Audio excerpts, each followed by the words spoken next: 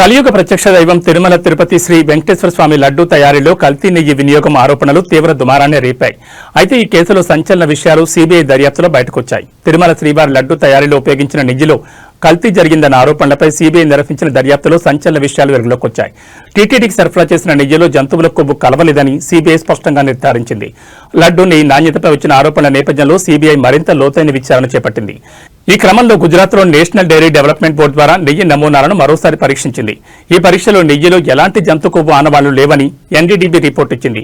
CBI 2025 జనవరి 8న ఎన్డీడీబీకి లేఖ రాసి గతంలో సేకరించిన నెయ్యి శాంపిల్స్ ను పరీక్షించాలని కోరింది. అందుకు అనుగుణంగా పరీక్షలు నిర్వహించిన ఎన్డీడీబీ 2025 మార్చి 27న తన నివేదికను సీబీఐకి అందజేసింది. ఆ నివేదికలో నెయ్యి పూర్తిగా స్వచ్ఛమైందేనని, జంతు కొవ్వు కలిసినట్లు ఎలాంటి ఆధారాలు లేవని స్పష్టం చేసింది. ఈ నివేదికతో తిరుమల లడ్డూ నెయ్యిపై వచ్చిన కల్తీ ఆరోపణలకు సీబీఐ స్పష్టమైన ముగింపు పలికింది.